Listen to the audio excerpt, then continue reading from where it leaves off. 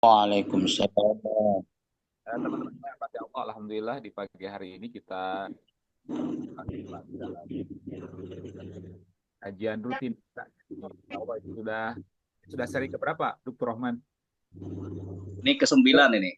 Gila, ya, Masya Allah ini luar Ah, biasa. Ini salah satu saya lihat di forum diskusi eh, yang konsisten ya, ini luar biasa ini. Mudah-mudahan ini terus berjalan dan kita banyak mengambil manfaat dari forum-forum seperti ini. Baik teman-teman, kemudian yang pertama, Ustadz Yayan suaranya bisa dibesarin dikit, masih kecil ternyata. oh masih kecil ya? Ah, ah. Baik, sebentar.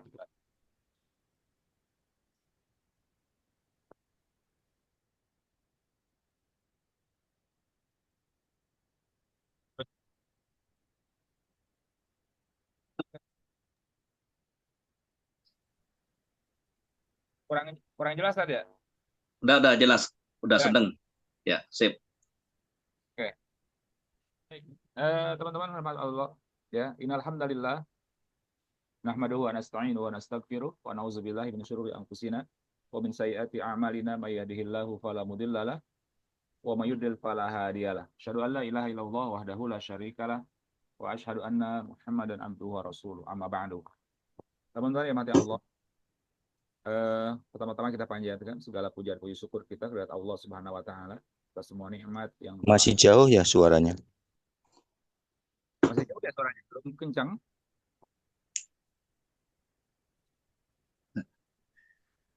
Kurang keras? Mungkin agak dekat ini ya. Oke. Ya, kedengeran nggak? Jelas? Ah, ini. Oke. Jadi harus pakai speaker ini berarti ya. Baik. Eh, Pertama-tama kita panjatkan segala pujian puji syukur kita kepada Allah Subhanahu wa taala atas semua nikmatnya, khususnya nikmat iman, nikmat Islam dan juga tentunya nikmat sehat hingga kita bisa melaksanakan semua aktivitas ibadah baik yang wajib maupun yang disunahkan oleh agama kita. Yang kedua, salawat dan salam mudah-mudahan senantiasa terlimpah curahkan kepada panutan kita dan kita habibina wa syafi'ina wa maulana Muhammad sallallahu alaihi wasallam beserta para sahabat tabi'in, tabi'un tabi'in dan juga semua pengikutnya sampai hari kiamat nanti. Teman-teman semua yang rahmati Allah, di pagi hari ini kita melanjutkan kembali diskusi kita ya yang insya Allah di pertemuan pagi hari ini kita akan membahas di bab yang ke-10 ya kalau dalam merujuk ke kitab yang ditulis oleh Yusuf Kordowi ini ya.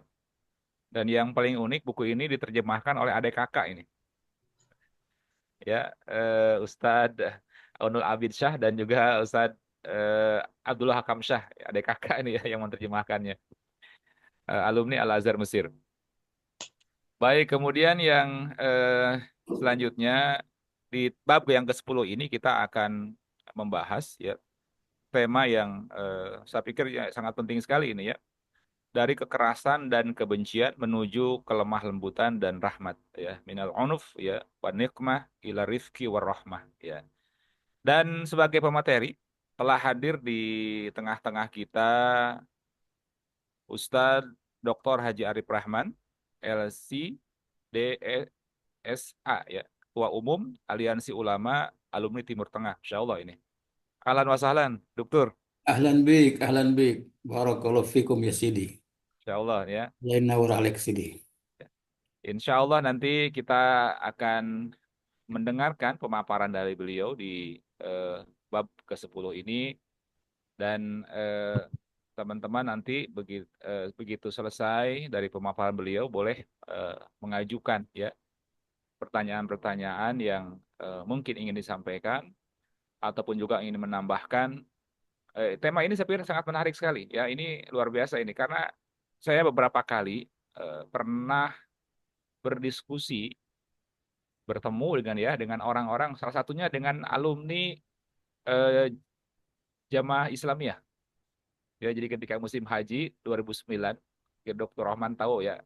Saat tembus itu saya bertemu ya, beberapa alumni JI yang sudah bertaubat.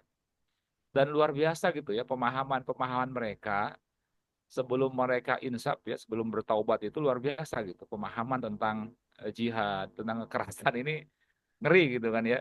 Bagaimana mereka menganggap orang-orang yang di luar kelompoknya itu dalam tanda kutip ya boleh untuk dihabisi gitu ya dan lain sebagainya. Baik, untuk mempersingkat waktu saya persilahkan kepada Dr. Arif Rahman untuk memaparkan ya di bab yang akan kita bahas di pagi hari ini. Mangga dokter ya, silakan. Oke. Oke, Bismillahirrahmanirrahim. Assalamualaikum warahmatullahi taala wabarakatuh. Gimana Wabarakatuh. suaranya jelas? Jelas. Oke. Alhamdulillahi rabbil alamin wa bihi nasta'in ala umuri dunya waddin. Asyhadu an la ilaha illallah wa asyhadu anna Muhammadan abduhu wa rasuluh. Allahumma sholli wa sallim ala nabiyyina wa qaidina wa mursyidina wa imamina Muhammadin sallallahu alaihi wasallam. Setelah bersolawat kepada baginda Nabi Muhammad sallallahu alaihi wasallam, kita berharap semoga majelis ini menjadi majelis yang dirahmati oleh Allah Subhanahu wa taala. Mudah-mudahan kita senantiasa istiqomah sehingga kita senantiasa mengikuti ajaran dan anjurannya baginda Nabi Muhammad SAW. Al-Mukarram wal Muhtaram, Al-Akh Sidi Dr. Muhammad Rahman, Raisul Barnamij Al-Akh Yayan, dan seluruh peserta dimanapun antum berada. Alhamdulillah, dengan rahmat Allah Subhanahu wa taala saya bisa bersilaturahim lewat majelis ini. Tentunya ini adalah kenikmatan yang harus kita syukuri, khususnya bagi saya. Bahkan majelis ini yang ke-9 ya. Mudah-mudahan tetap istiqomah dan continue mengemban visi misinya insya Allah. Baik teman-teman yang berbahagia, saya Arif Rahman, temannya Dr. Rahman. Oke, Arif Rahman temannya Dr. Rahman. Kitab ini mungkin sudah diulas ya oleh teman-teman, mungkin sudah tidak asing lagi. Dan saya kebagian bab ke-10. 9 ke 9. Ke-9 ya. 9. Bab ke-9. Minal unuf wa niqmah ila rifki wa rahmah. Judul yang sangat menarik sekali ya. Kalau Dr. Yusuf Qaradawi menulis buku itu enak dibaca, Masya Allah. Tulisannya ringan, bagi kita sebagai a'jami pun mudah memahaminya. Kemudian dikuatkan dengan logika yang dipertegas oleh nakal, baik dari Al-Quran maupun As-Sunnah. Sebelum saya masuk ke pembahasan ini, saya punya histori sedikit dengan almarhum Al-Faqih Al-Syekh Yusuf Al-Qaradawi ketika tahun 94 atau 95 di Kairo, ketika Ittihad At-Tiba, Persatuan Dokter di Mesir, mengadakan ceramah umum. Sebagaimana kita maklumi, kalau teman-teman di Mesir, hampir semuanya lah, boleh dikatakan, mengikuti atau mencintai pemikiran dari Yusuf Al-Qaradawi almarhum, atau minimal harus atau wajib lah untuk mengikuti pemikiran dari beliau.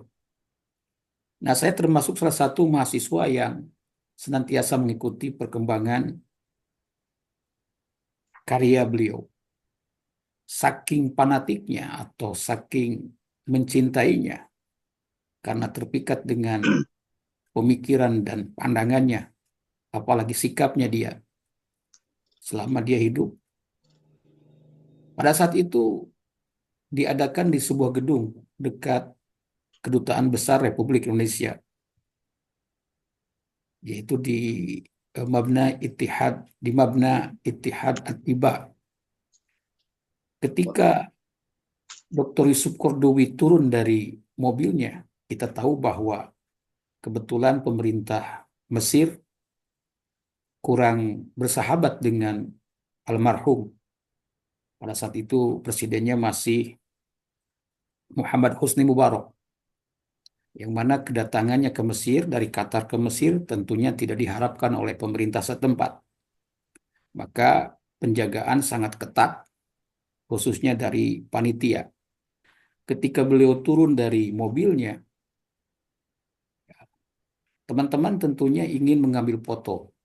Pada saat itu mungkin tidak seperti saat ini ya, pakai HP mudah ya. Cuma anehnya, khusus untuk saya sendiri, tidak ngambil foto dengannya. Saya seolah-olah menjadi bodyguard. Karena saya ada ketakutan ada orang yang melakukan sesuatu hal yang tidak diinginkan, sehingga menyakiti Al-Faqid, almarhum. Jadi saya selalu membelakangi Syekh Yusuf Qaradawi. Ketika teman-teman sejajar mengambil foto untuk kenangan ya, seperti sekarang ini, kalau presiden turun kan ingin diambil foto ya, dengan Prabowo misalkan, seperti yang terjadi di Karawang ya, dan sebagainya. Nah, saya ini justru tidak mengambil foto, justru senantiasa membelakangi Syekh Dr. Yusuf Qaradawi. Tentunya ini bukan bagian dari Qalil Adab, tapi itu sebagai kecintaan saya kepada dia dari awal dia turun dari mobil sampai menuju mimbar. Saya membelakangi dia seolah-olah saya ini bodyguard, atau seolah-olah saya ini mewakafkan diri saya apabila terjadi penembakan atau sesuatu yang tidak diinginkan, saya siap menjadi tumbalnya. Wow. Ini pada saat itu saking saking ngefans-nya kepada Dr. Yusuf Qaradawi, sehingga sampai ke tempat duduknya di mimbar baru saya turun. Dan saya itu juga baru ingat setelah muhadarah selesai. Saya juga ingin ngambil foto gitu. Tetapi sampai sekarang saya tidak punya foto langsung dengan almarhum. Namun pemikirannya tentunya senantiasa diwariskan kepada generasi Robani, termasuk kita ya, yang kebetulan pernah meminum air Nil. Baik itu sekedar nostalgia saja tahun 94 atau 95, ketika saya dari dekat mengikuti beliau beberapa kali. Ikhwan fillah,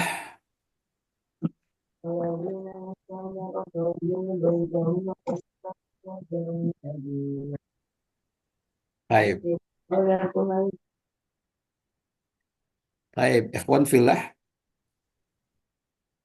Syekh Yusuf Qaradawi sebelum membahas tentang tema ini, dia mengutip sebuah ayat, yaitu dalam surat An-Nahl ayat 125.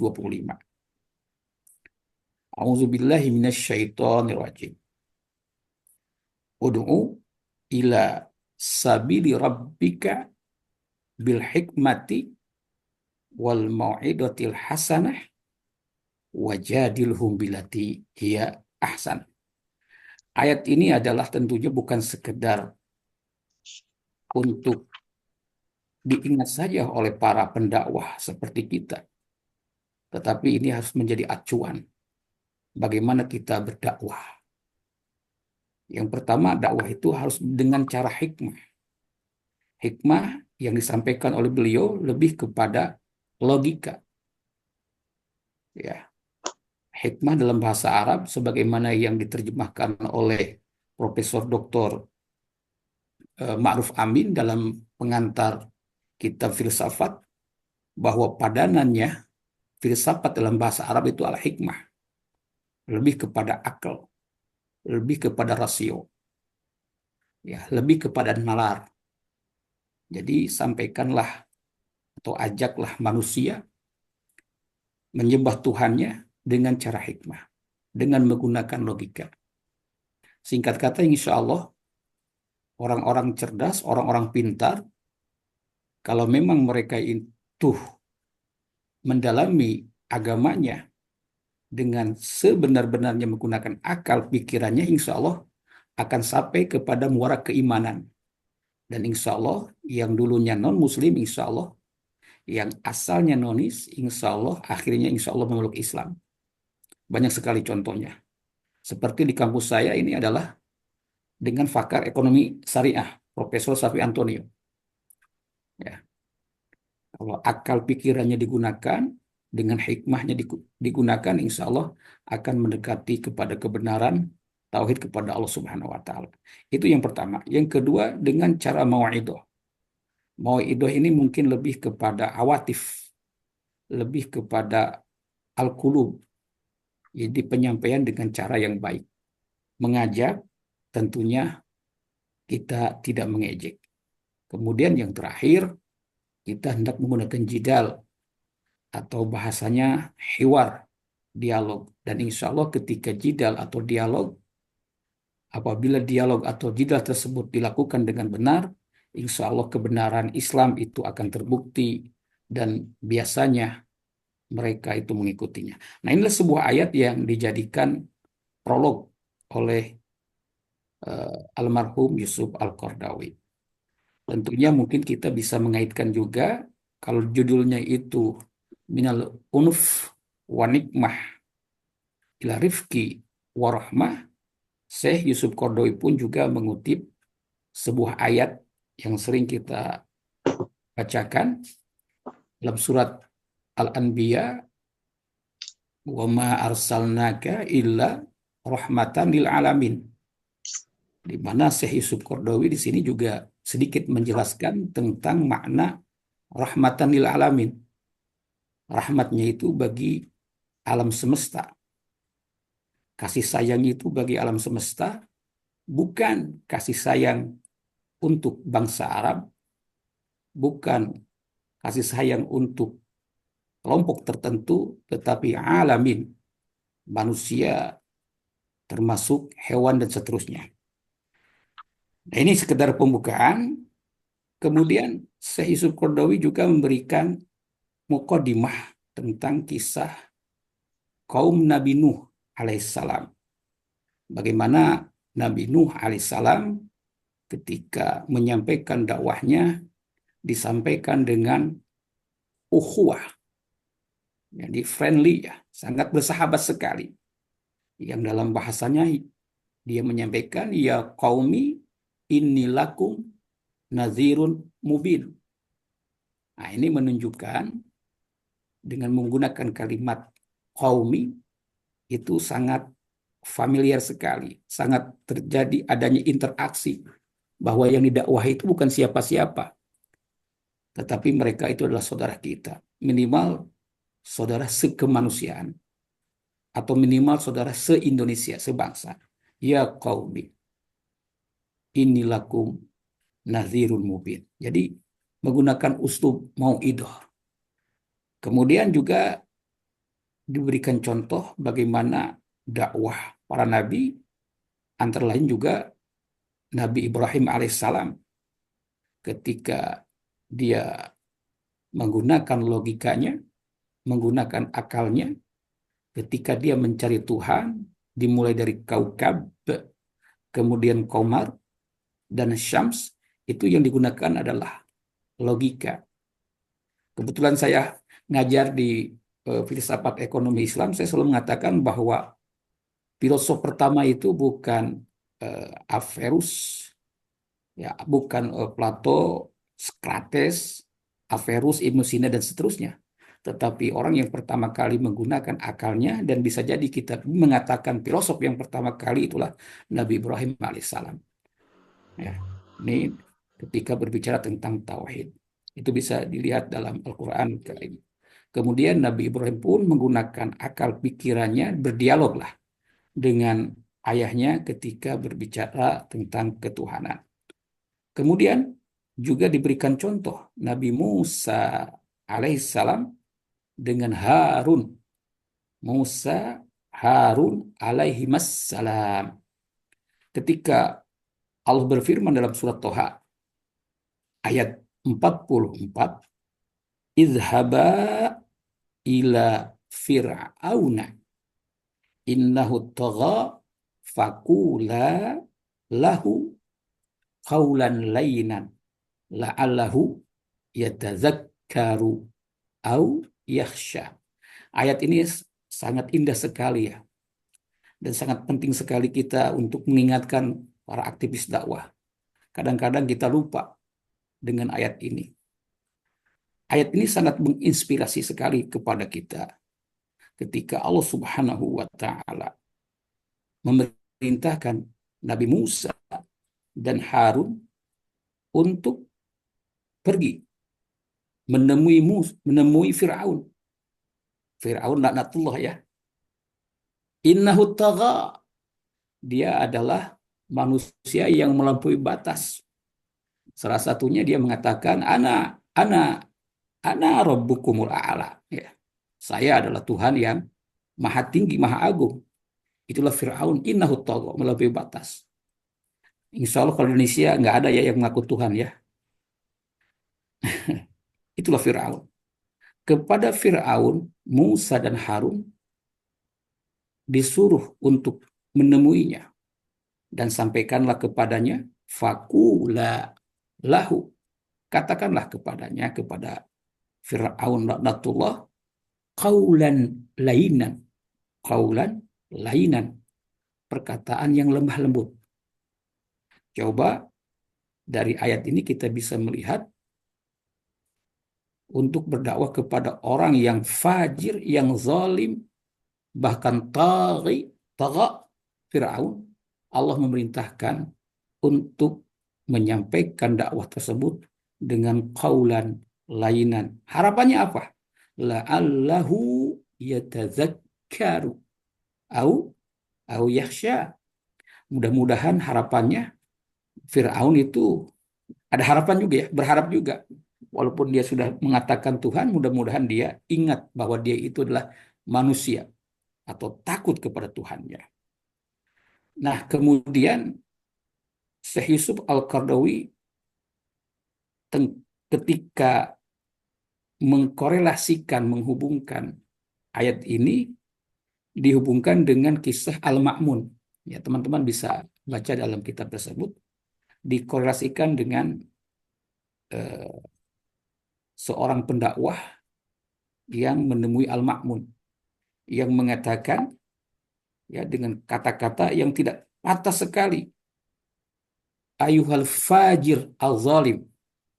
Coba seorang pendakwah datang ke Khalifah Al-Ma'mun dengan kata-kata yang tidak lain, tidak menggunakan qaulan lainan, tidak menggunakan qaulan sadidan, tetapi dia menggunakan qaulan syadidan, kata-kata yang tidak tepat, kata-kata yang tidak pantas, kata-kata yang tidak beretika. Ayuhal fajir al-zalim. Kita mengetahui bahwa Al-Ma'mun seorang pembaca, Al-Ma'mun seorang qari, seorang cendekia. Dia menjawab karena merasa tersinggung juga dengan cara penyampaian, walaupun dia menasehati dengan kata-kata ayuhal fajir, itu tidak tepat sekali. Ya, ayuhal fajir ittaqillah ya. Ittaqillah ayuhal zalim wal fajir. Itu tidak pantas dilakukan, disampaikan oleh seorang pendakwah. Walaupun memang yang didakwahi itu misalkan memang fajir, memang zalim, memang tagha. Sehingga Al-Ma'mun mengatakan, apa kata Al-Ma'mun? Musa dan Harun adalah orang yang terbaik, lebih baik daripada kamu. Diutus kepada manusia yang lebih jelek, yang lebih bengis daripada saya. Subhanallah, Musa dan Harun menggunakan kaulan layinan. Saya tidak jahat, tidak lebih jahat daripada Fir'aun. Nah, ini kita bisa mengambil kesimpulan, jangan sampai kita menggunakan unf wa nikmah dalam berdakwah, tetapi menggunakan uslub targhib wa tarhib, yang nantinya Syekh Yusuf Qaradawi akan mengutip kitab At-Targhib wa Tarhib karangan Al-Hafidh Al-Mundhir. Oke, mungkin kita juga bisa melihat ya beberapa kisah, termasuk Nabi Zakaria wa Zakaria idnada rabbahu rabbi la tadarni farda, dan seterusnya. Selanjutnya teman-teman yang berbahagia, jadi kitab yang banyak dikutip dalam pembukaan ini adalah kitab At-Targhib wa Tarhib. Mungkin kalimat targhib wa tarhib itu diambil dari surat Al-Anbiya ya. Ketika berbicara tentang para nabi, innahum kanu yusari'una fil khairati wa yad'unana ragaban wa rahaba. Ya, itu kita tentunya harus menggunakan uslub itu ketika berdakwah. Ini yang dikutip oleh Syekh Yusuf Qaradawi dari 2-3 sampel contoh dalam Al-Quran. Kemudian juga dia tuh mengambil beberapa hadis. Salah satunya adalah hadis Aisyah radhiyallahu anha ketika berbicara tentang rifq. Allah Subhanahu wa taala itu raqiq ya. Innallaha rafiqun, maaf bukan raqiq, rafiqun. Fi farq baina raqiq wa rafiq, teman. Nah, hadisnya ini mengatakan innallaha rafiqun yuhibbur rifqa fil amri kulli. Nah, karena ini tentang pembahasan al-unuf wa nikmah, maka dihadirkan sebaliknya hadis yang menegaskan bahwa Allah Subhanahu wa taala innallaha rafiq, memiliki lemah lembut, penyantun dan penuh kasih sayangan. Penyantun dan penuh kasih sayang. Yuhibbu arifqa, dia sangat mencintai kelemah lembutan dalam segala urusannya. Maka asbabul wurud, terjadinya atau turunnya hadis ini, diceritakan bahwa suatu hari Aisyah radhiyallahu anha sebagai syahidatu a'yan, sebagai saksi ya, Rasul menyampaikan hadis ini. Pada suatu hari jamaah dari Yahudi datang kepada Rasulullah Shallallahu Alaihi Wasallam, ya, dan mereka mengatakan assamu alaikum, assamu alaikum, lamnya nggak ada, assamu alaikum, assamu alaikum, bukan assalamu alaikum, jadi tidak ada lamnya, assamu alaikum.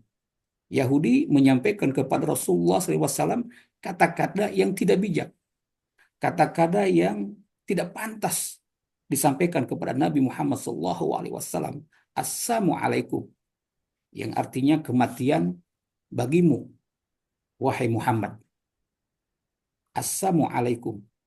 Pada saat itu Rasulullah SAW menjawab, waalaikum, dan kepadamu. Artinya, assalamualaikum, kematian itu sudah sunatullah, pasti semua manusia, termasuk Nabi Muhammad SAW dan Yahudi yang mengatakan assalamu alaikum pun akan mati. Pada intinya manusia akan mati. Maka ketika Yahudi mengatakan assalamu alaikum, Rasul menjawab waalaikum. Jadi di sini Rasulullah SAW tidak marah, tetapi menjawab dengan bijak. Tetapi istrinya Aisyah radhiyallahu anha sedikit protes kepada Rasulullah SAW karena yang dilakukan oleh Yahudi itu tidak berakhlak, tidak beretika, kurang ajar lah mungkin ya. tidak pantas disampaikan kepada baginda Nabi Nabi Muhammad SAW, sehingga istrinya mengatakan, Aisyah, maaf, bukan Aisyah, ya, Aisyah, qalat Aisyah tu awalam tasma maqalu, wahai Rasulullah SAW, tidakkah engkau mendengar apa yang dikatakan oleh Yahudi tersebut? Ya, saya mendengar dan saya jawab, waalaikum. Nah, di sini memperlihatkan bagaimana akhlak baginda Nabi Nabi Muhammad SAW menghadapi orang-orang yang tidak menyukainya, bahkan mengharapkan baginda Nabi segera meninggal dunia. Kemudian Syekh Yusuf Qaradawi juga menghadirkan beberapa hadis. Salah satunya hadis yang saya suka sekali sejak masih di pesantren, tentang kisah seorang A'rabi. Ja'a A'rabiyun fabala fi ta'ifatil masjidi. Kalau dalam kitab Bulughul Maram dikatakan demikian ya, redaksinya, siakul hadisnya. Nah, ini hadisnya ini adalah dari Abi Hurairah. Bala A'rabi, bala A'rabiyun fil masjidi. Seorang Arab Baduy. Nah, saya kemarin baru dari Serang nih, tetapi tidak sampai ketemu orang-orang Baduy di Serang nih. Ini ada juga nih. Ini tentang A'rabi. Bala A'rabiyu fil masjidi. Seorang Arab Baduy kencing di masjid. Kalau kencing di masjid, kencing di masjid, bukan kencing di tempat istirahat masjid, tetapi di masjid. Bukan kencing di toilet atau di kamar mandi, tetapi dia kencing di dalam masjid. Fil masjidi. Kita pasti mengatakan orang yang melakukan itu adalah orang tidak benar, tidak berakhlak, tidak beretika. Maka tentulah para sahabat marah ketika melihat seorang A'rabi kencing di masjid. Tetapi apa yang dilakukan oleh Rasulullah SAW setelah faqaman nasu, setelah manusia berupaya untuk mencoba untuk menghentikannya ketika dia kencing, ya. Tetapi apa yang dilakukan oleh Rasulullah SAW? Da'uh, biarkanlah A'rabi, Arab Baduy itu kencing. Da'uh, biarkanlah. Coba logikanya kenapa ya seorang A'rabi dibiarkan untuk kencing? Kata Rasul, da'uh, da'uh, kepada para sahabat, biarkanlah dia kencing. Ini mungkin kita bisa maklumi bagaimana Rasulullah SAW itu menguasai ilmu tentang kejiwaan atau ilmu mengkondisikan lah. Kalau memang pada saat itu seorang Arabi itu sedang kencing itu kemudian dimarahi atau dibentak, pasti mungkin akan terjadi madaratnya lebih besar. Bisa jadi air kencingnya itu tersebar ke seluruh masjid. Maka biarkanlah, karena dia itu Arabi, tidak tahu, tidak punya ilmu pengetahuan, tidak punya etika dauh. Bahkan setelah itu Rasul mengatakan, wa ariku ala baulihi sajlan min ma, dan siramlah kotoran kencingnya itu seember air. Nah, jadi supaya disiram, ya. Nah, itu bagaimana Rasulullah SAW mengajarkan kepada para sahabatnya ketika berinteraksi dengan sufaha, orang-orang bodoh termasuk Arabi, sebagaimana sabda Rasulullah SAW, fa innama buistum muyassirina walam tub'atsu muassirin. Fa innama buistum muyassirina walam tub'atsu muassirin. Sesungguhnya engkau Rasulullah diutus untuk memudahkan kepada kaumnya, kepada umatnya, dan tidak diutus untuk menyulitkan kaumnya. Ini hadis ini yang dikutip oleh Syekh Yusuf Qaradawi. Banyak sekali hadisnya, yassiru wala tu'assiru, wa basyiru wa la tunafiru, yang semakna. Kemudian yang ketiga, Syekh Yusuf Qaradawi juga dalam muqaddimahnya menyampaikan sebuah hadis dari Ibnu Abbas radhiyallahu anhuma. Qala sallallahu alaihi wasallam kepada Al-Asja, maaf, Lil Asad, Li Asad. Saya apakah saya Lil Asad, Asad ya, Abdul Qais. Asad Abdul Qais. Ini sahabat yang eh, menjadi yang dijadikan pujian oleh Rasulullah Shallallahu Alaihi Wasallam ketika kabilah Qais. Saya nggak tahu nih di daerah mana ini Qais, kabilah Bani Qais di Saudi Arabia itu, ya. Tapi yang jelas di Saudi Arabia ya. Ini dari kabilah Al-Qais, Abdul Qais. Dia mengatakan kepada sahabatnya ketika eh, Abdul Qais datang dari jauh ke Madinah. Waktu itu Rasulullah Shallallahu Alaihi Wasallam berada di Madinah. Ketika sampai dia dan para sahabatnya yang menemani Abdul Qais, semuanya menemui Rasulullah Shallallahu Alaihi Wasallam. Sedangkan Abdul Qais dia tidak langsung menemui Rasulullah Shallallahu Alaihi Wasallam. Apa yang dia lakukan? Dia mengganti bajunya, kemudian berdandan, merapihkan, mungkin bisa jadi menggunakan wewangian ya, parfum kalau saat ini, baru ketemu Rasulullah SAW. Berbeda dengan teman-temannya yang satu rombongan datang ke Madinah untuk ketemu Rasulullah SAW, yang langsung ketemu Rasulullah SAW, tetapi Abdul Qais dia berhenti dulu, merapihkan dulu, membersihkan dulu, ya, menyisir dulu rambutnya mungkin ya.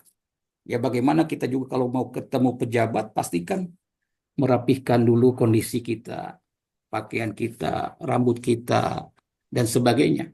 Nah ini yang dilakukan oleh Abdul Qais. Dia tidak langsung menemui Rasulullah Shallallahu Alaihi Wasallam. Ketika Rasulullah Shallallahu Alaihi Wasallam melihat Asad Abdul Qais, Rasul mengatakan, Inna fika la khaslatain yuhibbuhullahu wa rasuluh, al-hilma wal anah.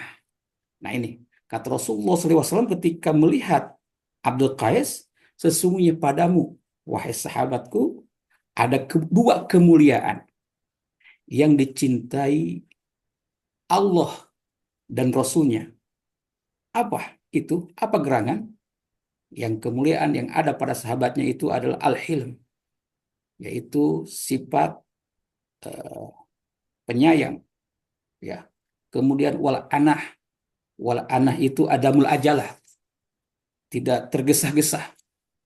Ya, termasuk kita ini ketika menghadapi sesuatu santai-santai saja sampai memikirkan mencari solusi.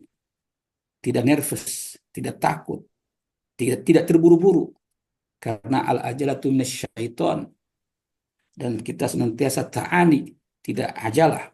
Nah, ini yang dilakukan oleh sahabat Rasulullah SAW. Inna fika la khoslatain yuhibbuhuma Allahu wa Rasuluh. Nah, ini mungkin yang harus ada pada diri seorang uh, murabbi, seorang pendakwah, seorang generasi, seorang ustadz ini. Yang terakhir saya memberikan contoh karena saya Yusuf Qaradawi banyak sekali menghadirkan hadisnya dan cerita yang panjang sekali. Ya, kita mengetahui bahwa Rasulullah SAW pernah mengusap wajahnya ketika itu darahnya itu ada di wajahnya yang dipukuli oleh kaum musyrikin. Ceritanya sangat panjang, cuma doanya saya yang akan sampaikan yang sangat maklum sekali, yang sangat termasyhur sekali. Allahumma gfir li qaumi fa innahum la ya'lamun. Ya, ikhwan fillah, itu mukadimah dari baginda Nabi Muhammad sallallahu alaihi wasallam. Kemudian ada yang menarik lagi ya. Ya, di sini kemudian Syekh Yusuf Qaradawi memberikan contoh ya subjudul al-Islamu dinur rahmah. Nah, ini kita sepakat ya. Al-Islamu dinur rahmah. Yang rahmatnya itu bukan untuk kelompoknya saja, untuk seagama saja, sebangsa, sesuku saja, tetapi rahmatan lil alamin. Al-Islamu dinur rahmah. Walaqad katabna fi zaburi min ba'di dzikri annal ardo yarithuha ibadiyas solihun. Jadi insya Allah orang-orang yang hilm, yang anakoh, itu adalah sebagaimana yang dijanjikan oleh Allah Subhanahu wa Ta'ala. Insya Allah dia akan mendapatkan warisan, ya, kenikmatan di dunia ini, sebagaimana yang dimaktub dalam surat Al-Anbiya. Ya, tidak seperti orang-orang Yahudi yang qaswatul qulub, yang hati mereka itu sangat keras sekali. Kal hijarah, sebagaimana yang digambarkan dalam surat Al-Baqarah, bagaikan batu, bahkan bisa lebih keras daripada batu. Nah, tetapi kita ini kaum muslimin, pengikut Rasulullah SAW itu harus lemah lembut, harus hilm.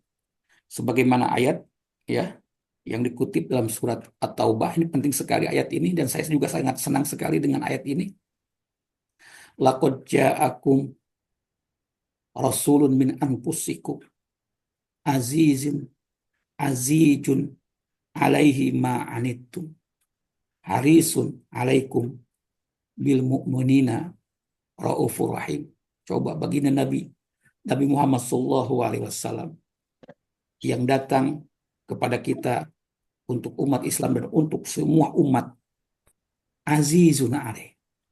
Ini kalau bahasa Arab Maroko itu aziz alaiya itu artinya kamu itu bagi saya istimewa. Azizun alaih. Ente aziz alaih wallah.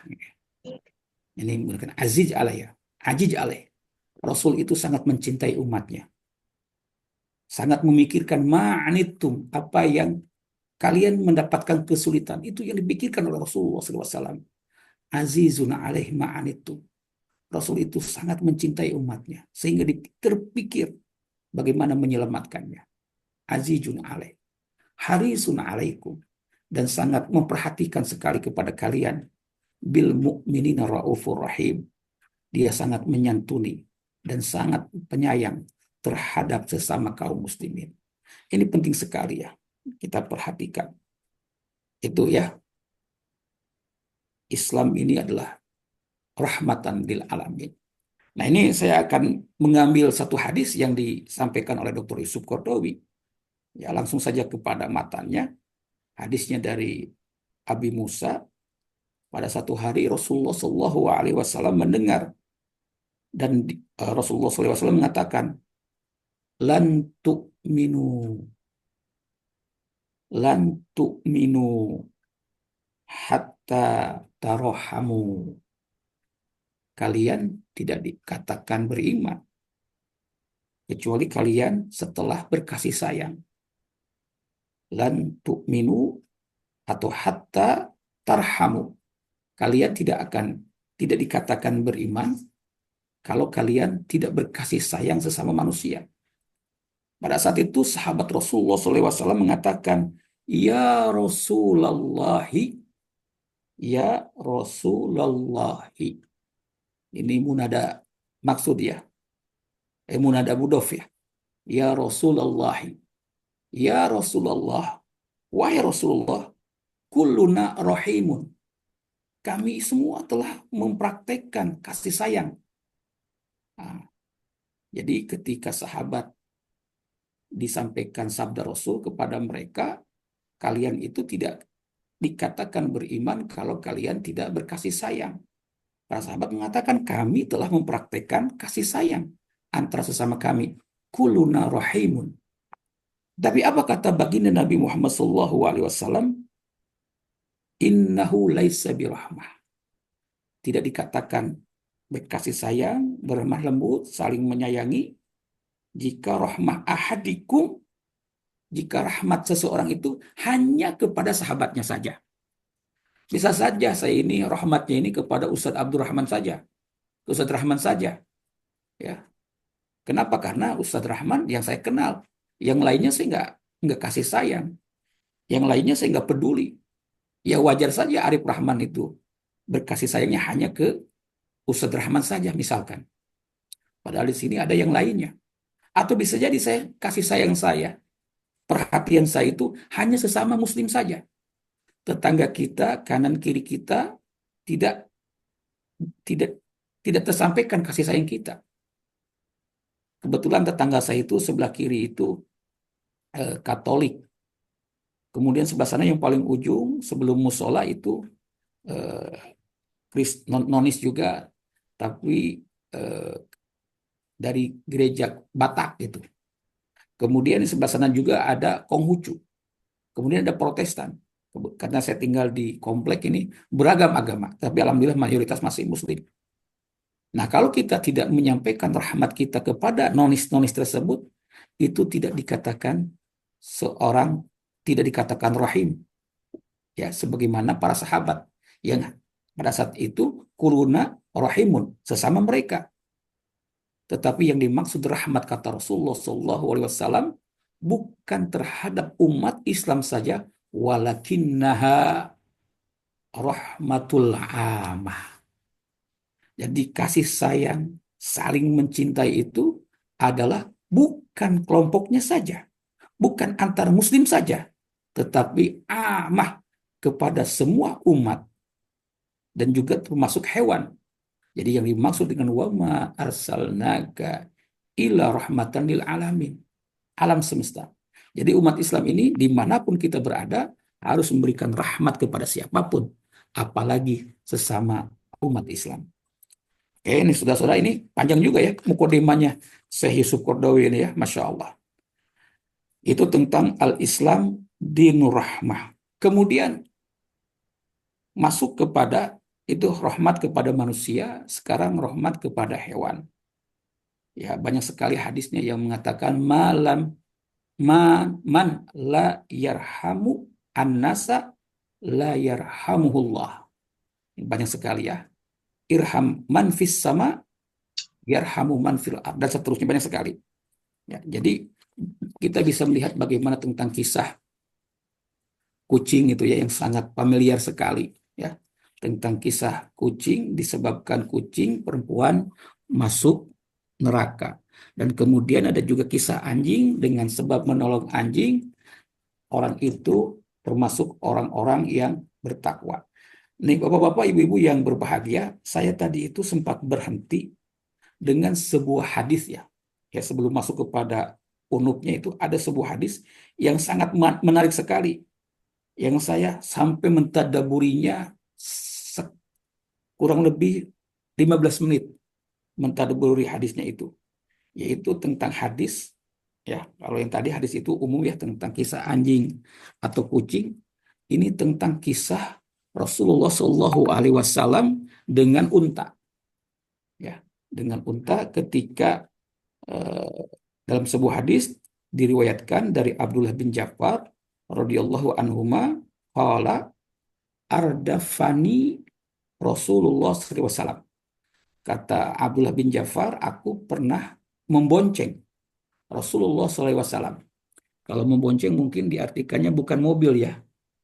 Di sini mungkin motor ya. Karena unta ini saya artikan motor bukan mobil. Ardafani. Jadi Rasulullah SAW yang menjadi drivernya, yang membawanya. Siapa yang dibawa? Yang dibawa adalah Abdullah bin Ja'far. Ya, pada suatu hari. Kemudian Rasulullah SAW bercerita A, B, C, D kepada Abdullah bin Ja'far. Kemudian Rasulullah SAW berhenti untuk melakukan hajatnya. Dan Rasulullah SAW ketika melakukan hajatnya itu senantiasa tertutup, tidak kelihatan sama orang. Ya, walaupun menggunakan haish nakhlin, ya, untuk menutupi Rasulullah SAW melakukan hajatnya. Kemudian fadakhala haiton lirajulin. Kemudian Rasulullah SAW masuk ke sebuah benteng milik seseorang dari kaum Ansor. Min Ansar faida fihi jamalun. Coba Rasulullah Shallallahu Alaihi Wasallam masuk sebuah tempat ya, di situ ada benteng, di balik benteng itu faida fihi jamalun, ada seekor unta. Jamal, teman saya Jamal ketawa-ketawa aja disebut Jamal nih ya. Enggak ada Jamal, ada Jamal. Nah ini Jamalun, ada seekor unta. Falamma ra'an Nabi sallallahu alaihi wasallam hanna. Ini bisa dibacanya faro'an Nabiyyu sallallahu alaihi wasallam hanna, atau falamma ra'a an Nabiyya sallallahu alaihi wasallam hanna. Jadi yang bisa jadi hannanya itu Jamalnya, untanya, atau bisa jadi Rasulullah SAW. Terserah mau dijadikan Rasulnya itu sebagai fa'il atau sebagai maf'ul. Ya, bisa jadi yang melihat Rasul itu adalah unta, atau sebaliknya Rasul yang melihat unta, kemudian Hanna, ada semacam kasih sayang. Tentunya Hannanya itu mungkin kasih sayang dari Rasulullah SAW. Ya, Rasul melihat unta dan Rasulullah SAW merasa iba lah Hanna kepada unta tersebut. Kemudian wazarofat ainah, wazarofat ainah, kedua mata unta tersebut mengalirkan air mata. Nah, Rasul melihat unta itu mungkin ya tersiksa lah, tidak bahagia bersama kaum Ansor itu. Fa'atahu, kemudian Rasulullah Shallallahu Alaihi Wasallam datang, kemudian mendekatinya. Famassaha difroh, ketika unta itu dekat, Rasulullah SAW sangat kasihan terhadap unta itu, kemudian dia mengusap rambut belakang unta tersebut. Famassaha difroh. Coba ini kasih sayang Rasulullah SAW melihat unta yang sedih, ya, yang lagi pilu, kemudian Rasulullah SAW mendekati. Famassaha difroh. Kata fakola, kemudian Rasulullah SAW diam, fakol, dan berkata, Man robbu hadal jamal. Man robbu hadal jamal. Auliman hadal jamal. Siapa pemilik unta ini? Siapa tuannya unta ini? Jadi Rasulullah SAW mencari siapa pemilik unta ya tersebut. Faja'a fatan minal ansor. Kemudian pemuda. Jadi yang pemiliknya seorang pemuda dari Ansor datang kepada Rasulullah SAW. Faqala, ya Rasulullah, wahai Rasulullah, ya, inilah kami, gitu ya. Unta ini adalah milik kami. Jadi unta siapa? Unta itu milik siapa? Unta tersebut, kata sahabat dari Ansor, kata pemuda dari Ansor, milik saya. Li ya Rasulullah, itu milikku. Kemudian apa yang disampaikan Rasulullah SAW terhadap pemuda ini? Affala tattakillaha fi hadihil bahimah. Wahai pemuda dari Ansor, tidakkah engkau bertakwa kepada Allah Subhanahu wa Ta'ala berkenaan binatang ini? Alati malakatullah iyaha, yang Allah telah berikan kepadanya. Fa innahu syakka ilayya annaka tuji'u. Sesungguhnya dia, unta tersebut, ya, telah melaporkan, syakka, mengadukan kepadaku bahwa kamu telah tidak memberi makan, membiarkan dia lapar. Coba, unta lapor atau mengadu kepada Rasulullah SAW karena majikannya tidak memberi makan. Watud ibu, padahal kamu menggunakan unta itu untuk transportasi, untuk dijadikan alat transportasi, ya. Kemudian dijadikan juga untuk mengambil barang dan seterusnya. Kamu tidak memberi makan, dia sedih. Kamu tidak layak, tidak memanusiawikan hewan gitu ya, tidak menghewankan hewan gitu kan. Ini dari kisah ini, masya Allah Rahman Rahimnya Rasulullah Shallallahu Alaihi Wasallam, ya. Di samping kisah tentang kucing, anjing, ini kisah tentang Jamal ini mungkin tentang unta ini tampaknya jarang sekali disebutkan sekali. Ini hadisnya insya Allah sahih, Ya, dalam keterangannya, ini hadisnya ini qala Syakir isnaduhu sahih wa huwa inda Abi Daud, ya nomor 2549. Ya, ini mukadimah ya. Ini baru mukadimah tentang pembahasan pasal 9 ya. Belum masuk kepada inti. Nah, sekarang mungkin dari mukadimah tersebut tadi moderator mengarahkan bahwa dia punya pengalaman berinteraksi dengan para mantan yang pernah memiliki ya pandangan yang keras lah. Tadi menyebutkan organisasinya. Nah, di sini tentunya ada satu fatwa yang kadang-kadang disalahartikan, dan Syekh Yusuf Qaradawi ya menyampaikan fatwanya itu tentang fatwa Ibnu Taimiyah. Nah, saya bacakan ya fatwanya ini, antara lain ya kita ya dari fatwa Imam Ibnu Taimiyah tentang tentang harus diperangi kullu fi'atin tamna'u an adai syariatin. Jadi setiap kelompok, setiap masyarakat, termasuk negara, ya, apabila dia melarang dipraktekannya syariat Islam, ya, seperti sholat, zakat, dan yang lainnya, maka itu harus dilakukan al-amru bil ma'ruf wa nahyu 'anil munkar. Dan nanti insya Allah pembahasan al-amru wa nahyu 'anil munkar juga cukup panjang sekali. Nah, di sini Syekh Ibnu Taimiyah berfatwa bahwa mereka wajib diperangi.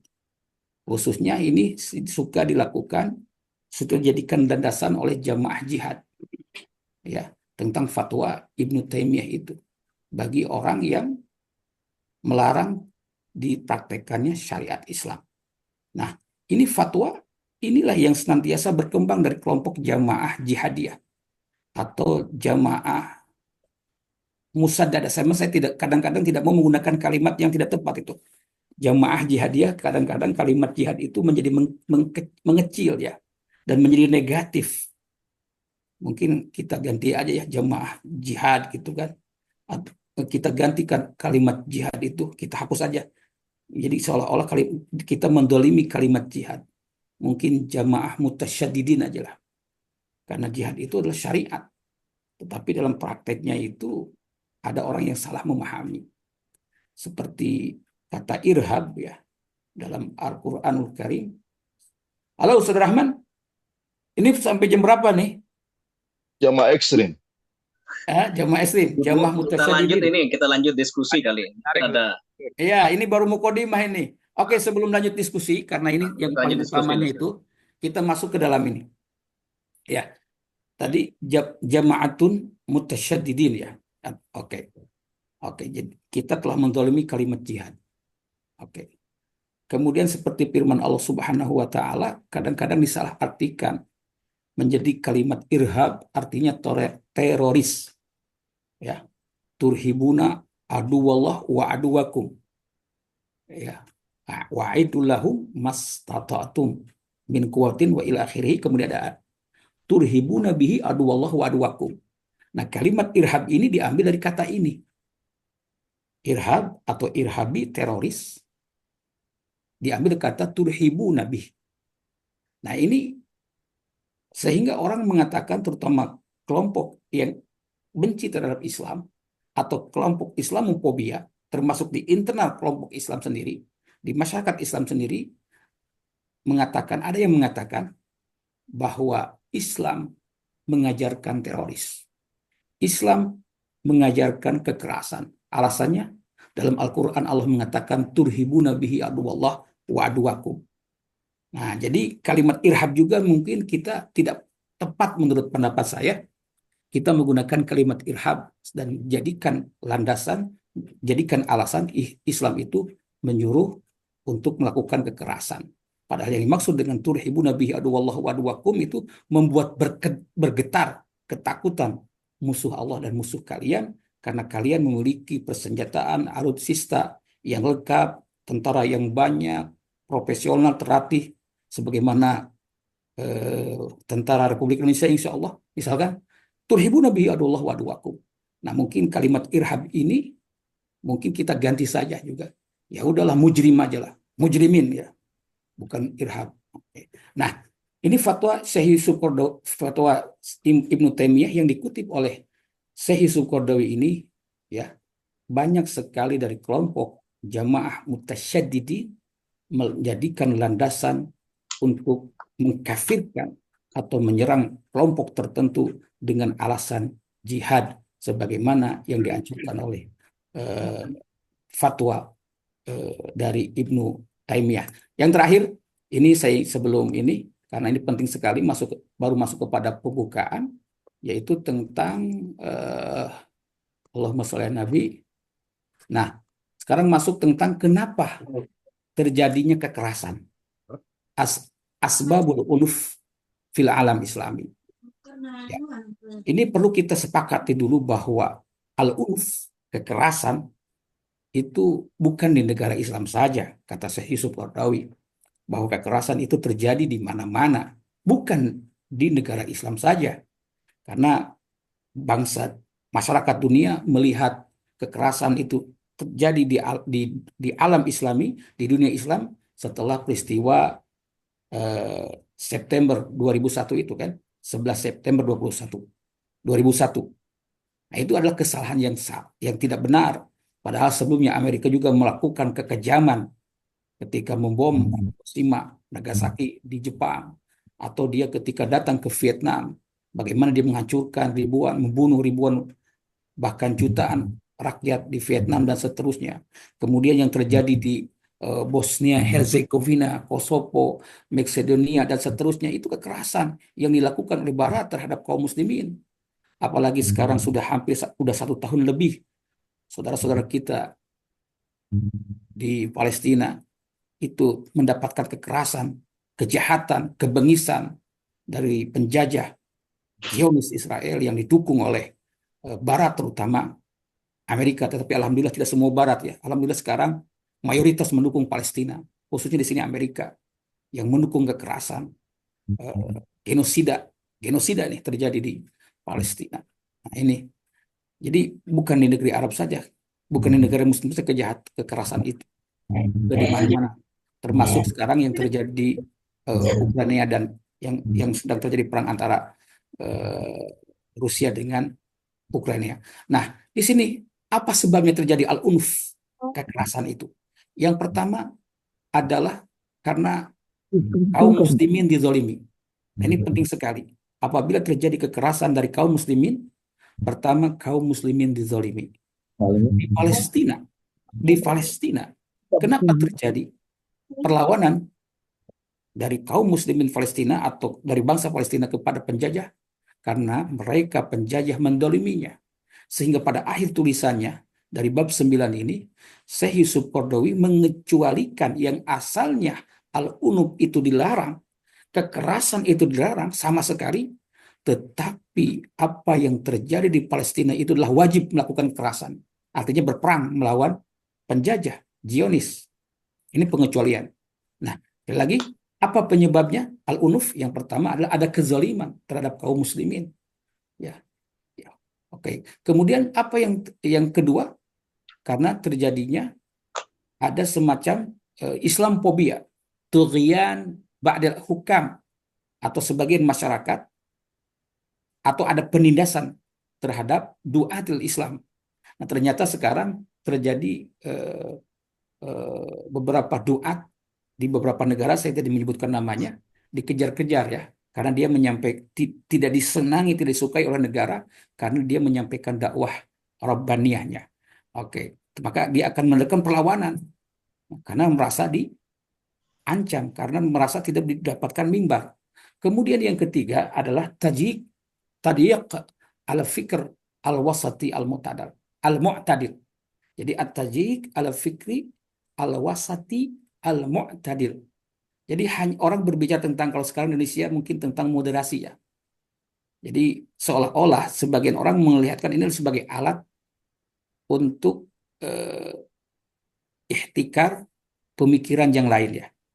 Atau orang yang lain tidak diberikan medan untuk mengembangkan pandangannya atau kegiatannya.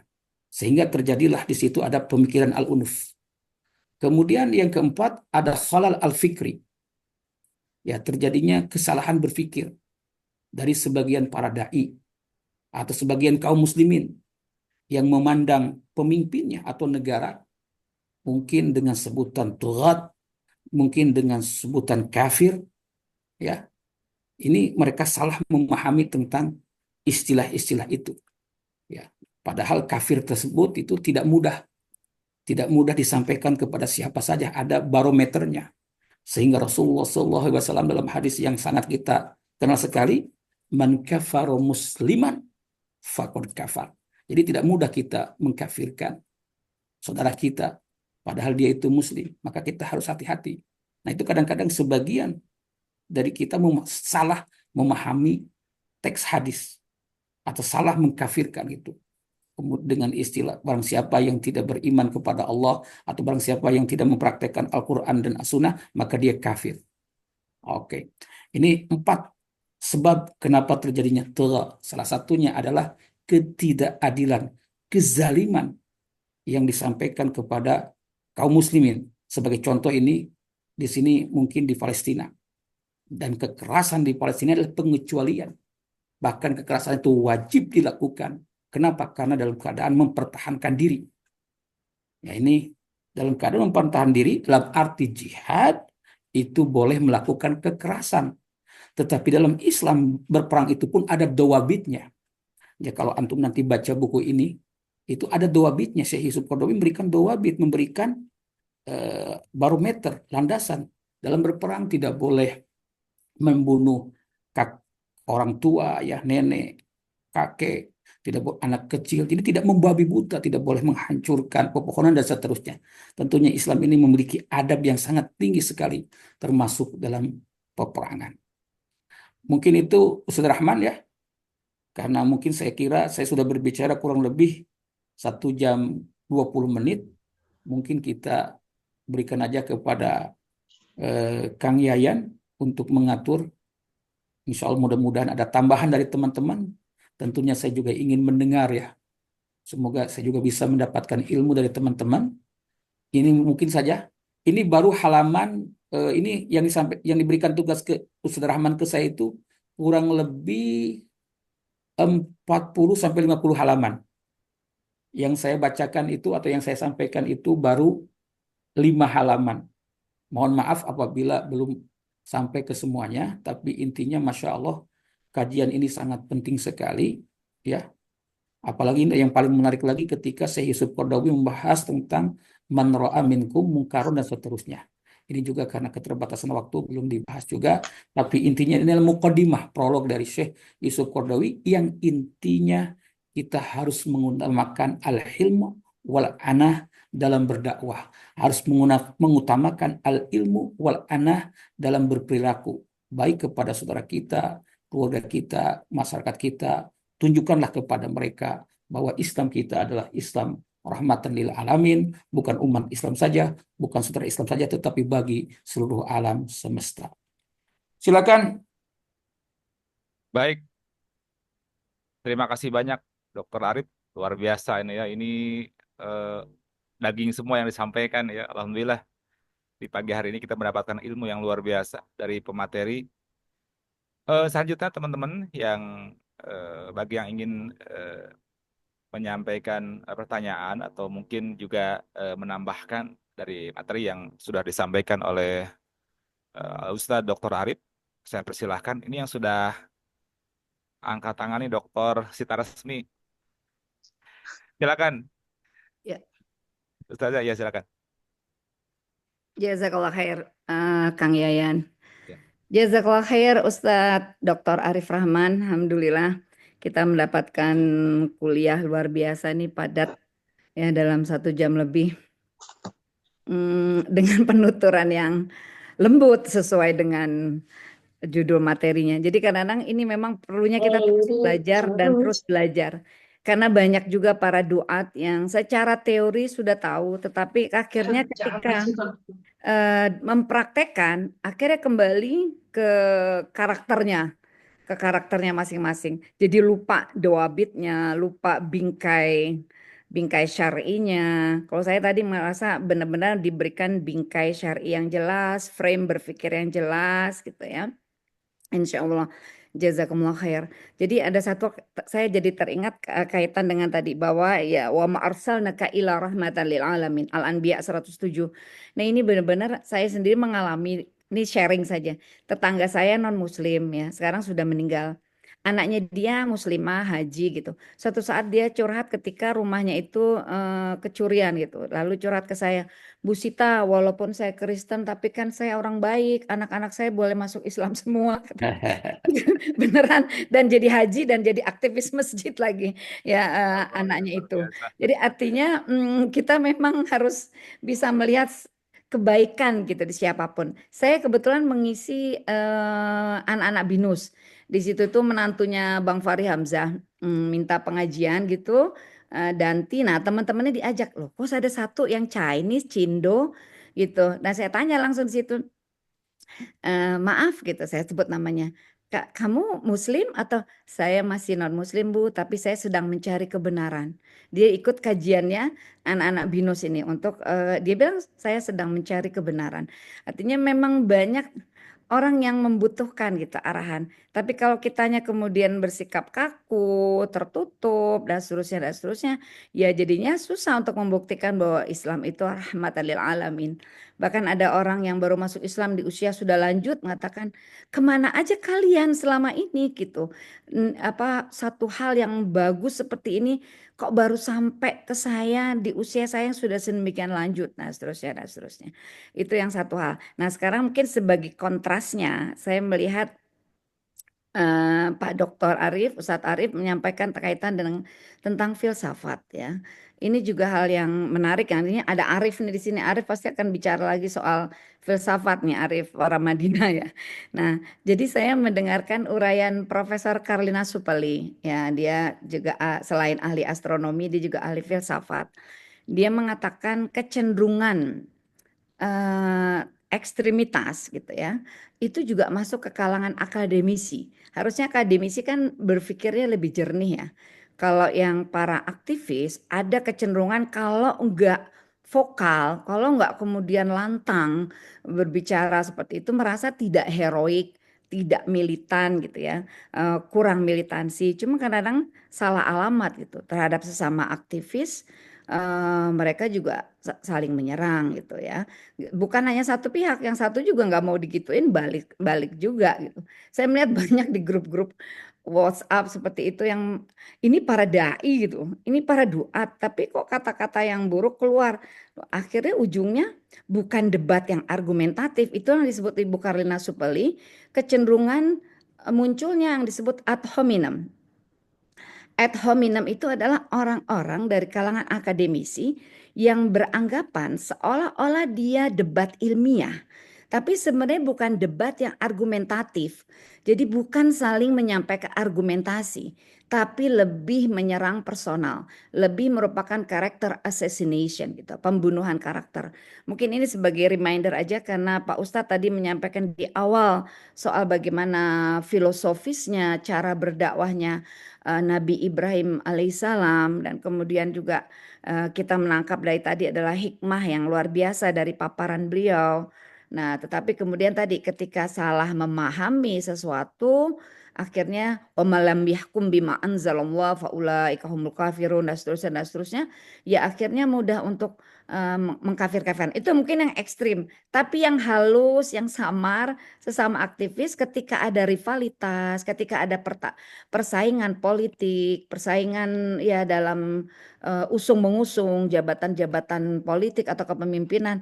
Kok banyak dalil-dalil juga yang keluar kayak gitu. Itu yang kadang-kadang kita lihat, jangan sampai jadi ad hominem, katanya debat argumentatif. Ujungnya adalah saling menyerang yang sama sekali tidak sesuai dengan akhlak para dai. Itu saja masukan dari saya. Jazakumullah khairan Ustadz. Assalamualaikum warahmatullahi wabarakatuh. Waalaikumsalam. Waalaikumsalam. Wabarakatuh. Terima kasih Dr. Sitaresmi yang sudah menyampaikan tambahannya. Baik, mungkin ada lagi yang ingin bertanya ataupun Tuh Dr. Zen Tambuala mau ngomong. ya ini sudah ini dari Palu ini yang jauh ini. Beliau cara angkat tangannya pakai video. Membuka Ya, video.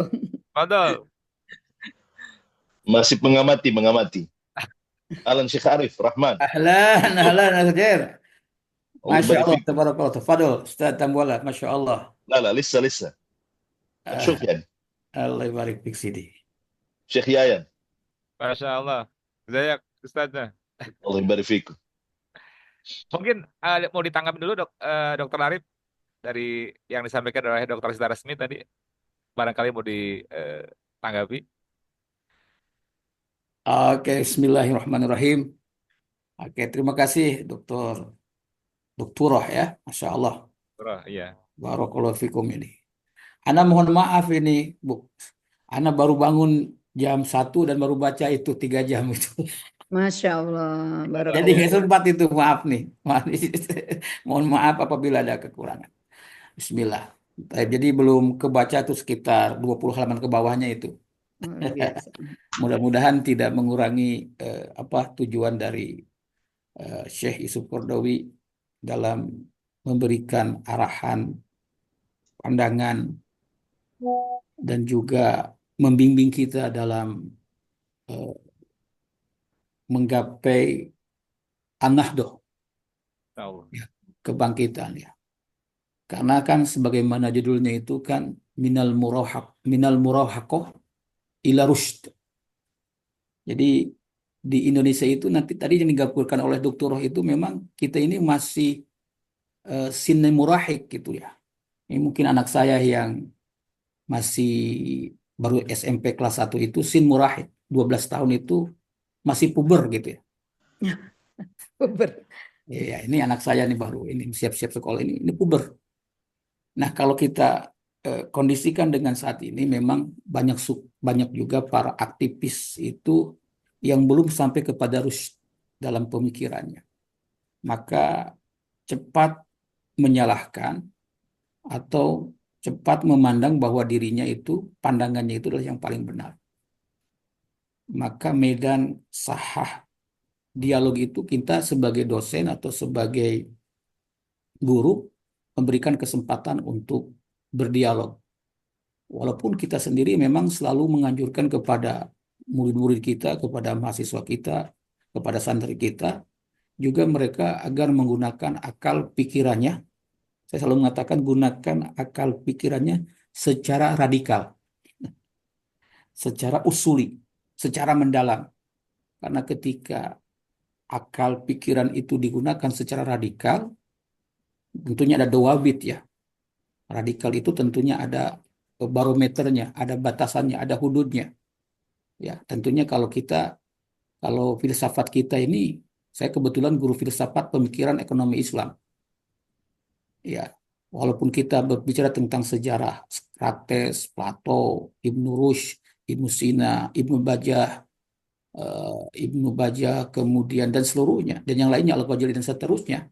Tetapi para filosof, para hakim itu, mereka itu tidak lepas dari tidak lepas dari dawabit. Itu dawabitnya apa?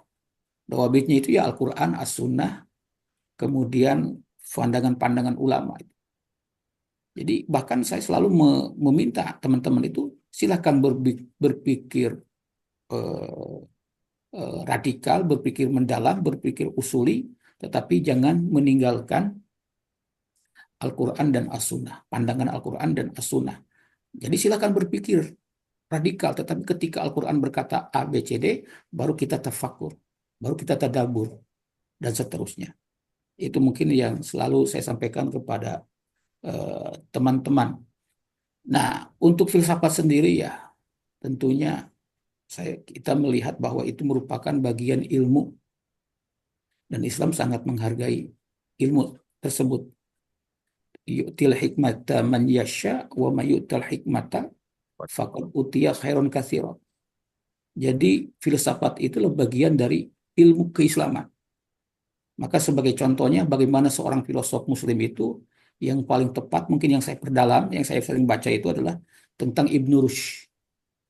Bagaimana Ibnu Rushd dia mempelajari filsafat barat, filsafat Yunani, tetapi dia tidak tersibuk, tidak terwarnai dengan pemikiran mereka, tetapi mewarnai, ya, tetapi mewarnai kepada barat. Sehingga Ibnu Rushd di barat itu sangat dihargai sekali. Karena dengan perannya dia, filsafat barat yang hampir mati, yang ditinggalkan oleh barat, oleh Yunani, dengan adanya madrasah Rushdiyah, maka barat pun menjadi maju.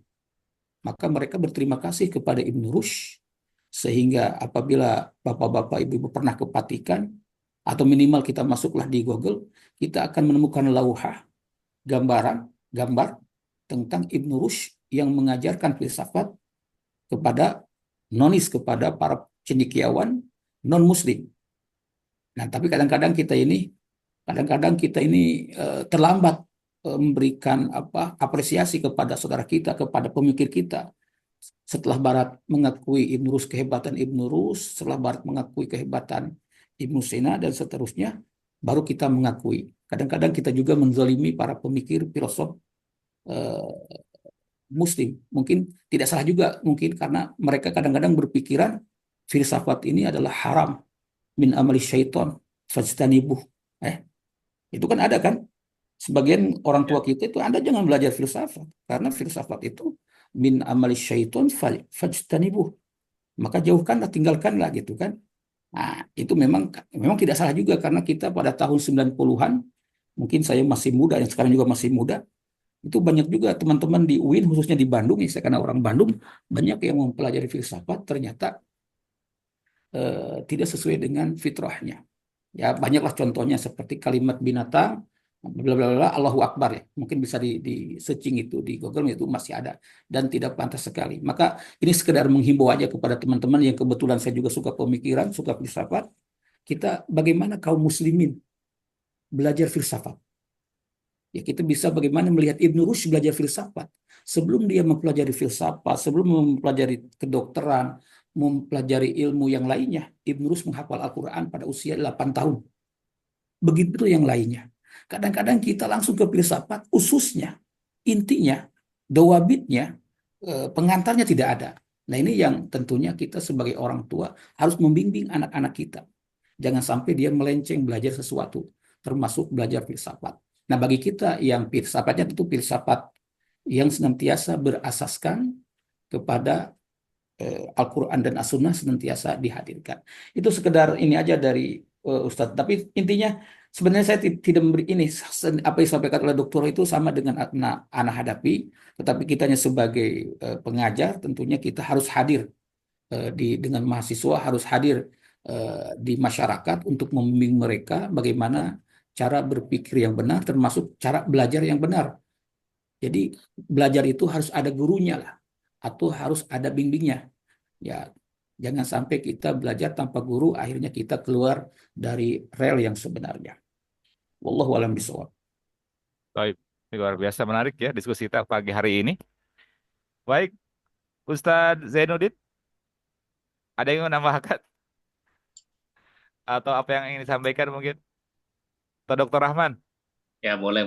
Kalau nggak ada, boleh saya bilang. Baik. Terima kasih Dr. Arif atas sharingnya pada pagi ini. Terima kasih juga kepada Ustadz Kang Yayan yang berkenan jadi moderator. Ya, apa yang disampaikan oleh Syekh Yusuf Al-Qaradawi dalam buku ini memang memberikan panduan kepada kita untuk melakukan transformasi atau shifting ya, dari orientasi kekerasan menuju rahmat dan kasih sayang. Kenapa Dr. Yusuf Al-Qaradawi menyorot ya perlunya transformasi, perlunya shifting dari ittijah al-unufi ya, orientasi kekerasan karena memang ada kelompok di kalangan umat Islam yang punya pandangan bahwa satu-satunya solusi untuk kembalinya kejayaan Islam itu hanya dengan qital. Ada pandangan seperti itu. Kalau dakwah parlemen tuh dakwah apaan tuh, cuma enak-enak doang katanya gitu. Dakwah kok di AC gitu kan. Begitu kira-kira kan. Saya sering mendengar begitu. Artinya dakwah ketika ingin menegakkan kembali kejayaan Islam tuh dalam pandangan mereka itu ya qital. Karena semangat berlebihan terhadap jihad qital ini sehingga menyebabkan mereka kurang bijaksana memetakan peta dakwah yang mestinya dijadikan sebagai medan dakwah, tapi dijadikan sebagai medan qital. Oleh karenanya kelompok-kelompok ini sering terjebak kepada amaliyah-amaliyah yang dianggap istishhadiyah, ya. Praktek-praktek atau operasi-operasi yang tidak tepat sasaran. Oleh karenanya dalam konteks inilah perlu menggaungkan kembali wasatiyatul Islam, bahwa Islam itu mengajarkan proporsionalitas, mengajarkan objektivitas, mengajarkan keseimbangan dalam segala aspek kehidupan. Oleh karenanya rahmat Islam ini bisa kita rasakan, bisa kita mendapatkannya ketika Islam ini ditegakkan secara komprehensif, secara seimbang, secara tawazun, secara proporsional dalam segala sisi kehidupan. Artinya jangan sampai kita mengamalkan pemahaman yang parsial.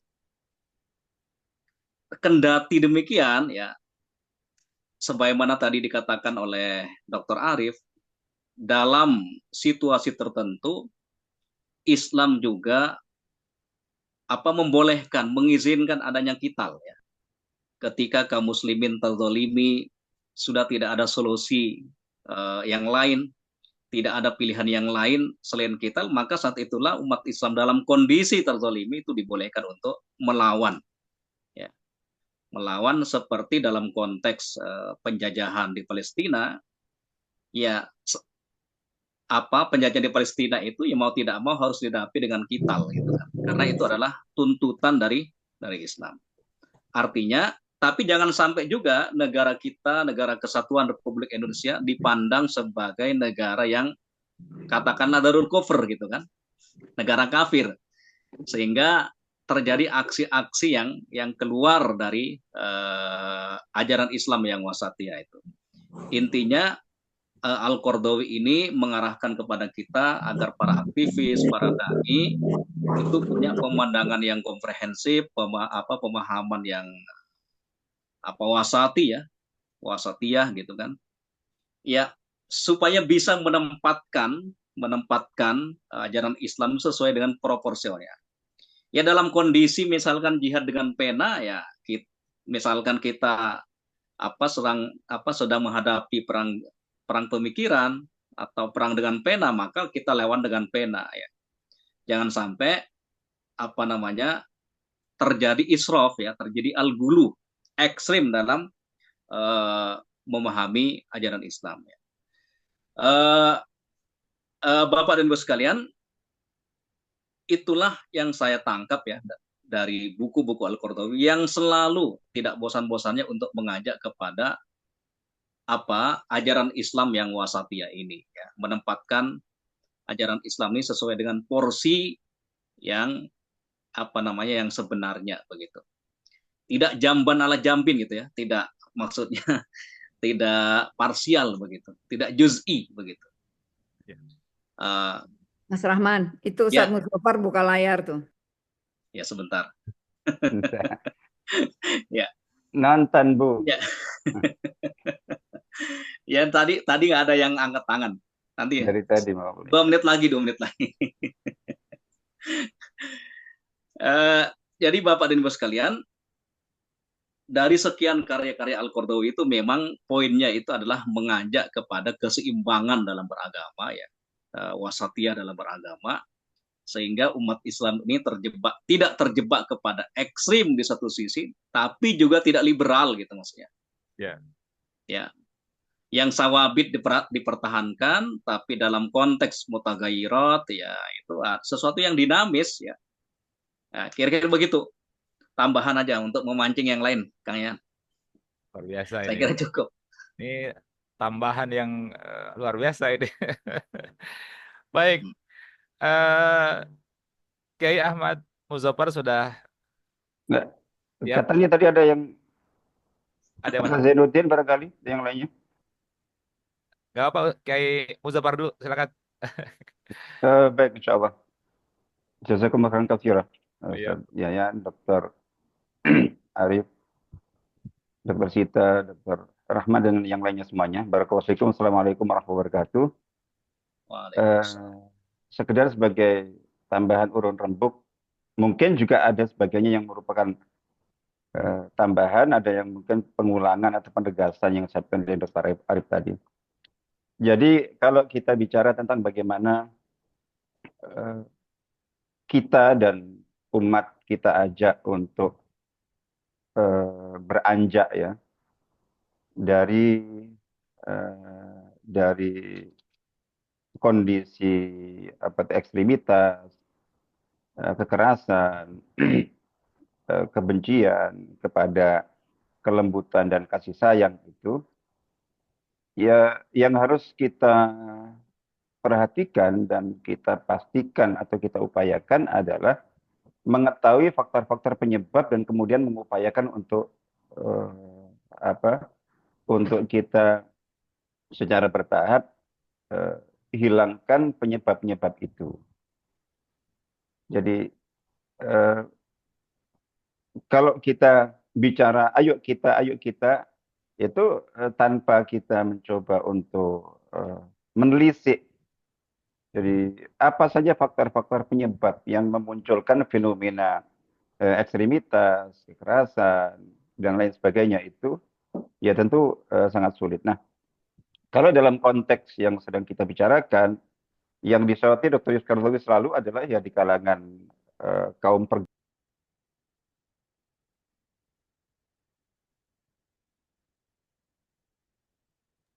Suaranya hilang, Ustaz. Itu termute. terpencet ternyata. Iya. Itu secara cepat saja mungkin beberapa faktor penyebab misalnya.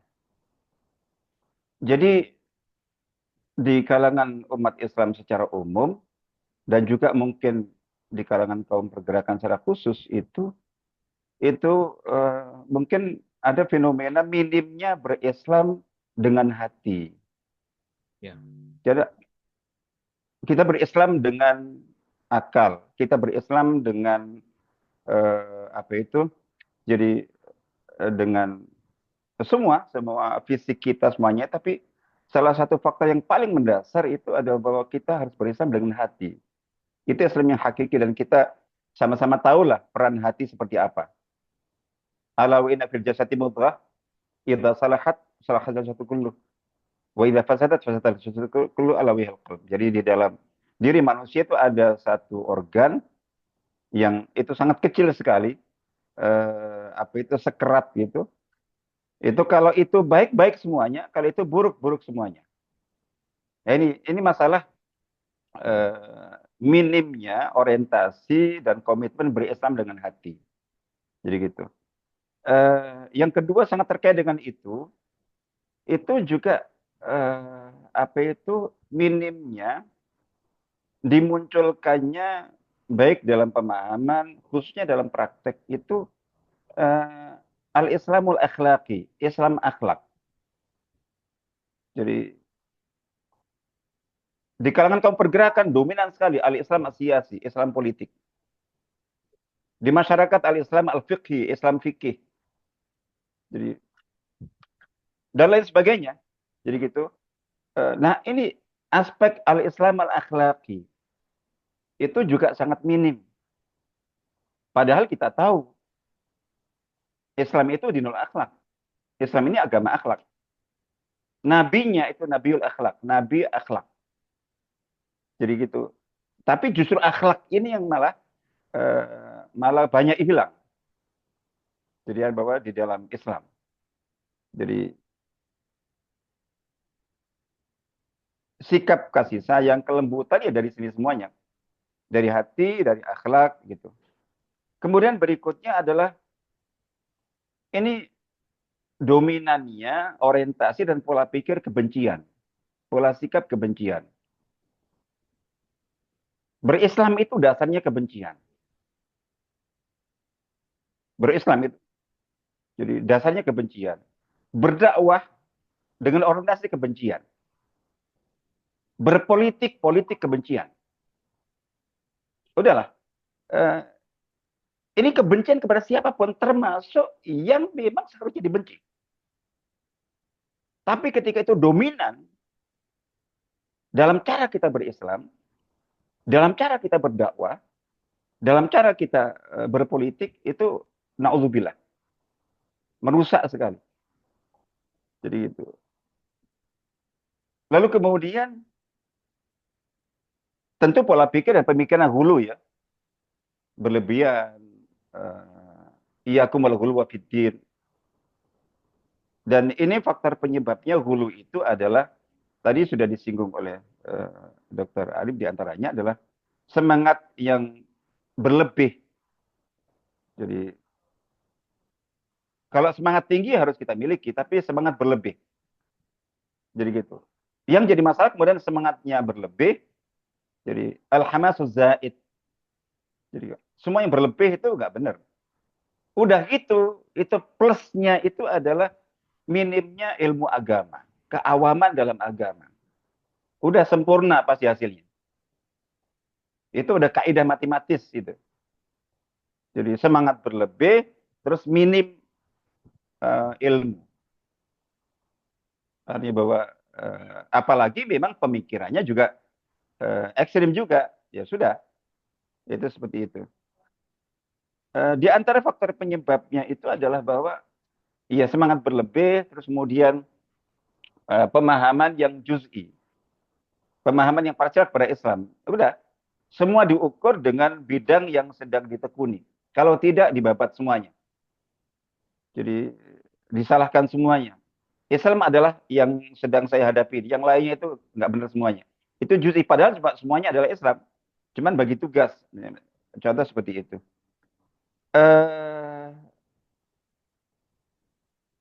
Di antaranya itu salah dalam memahami dan menerapkan mafhum Islam kafah atau syumuliyatul Islam.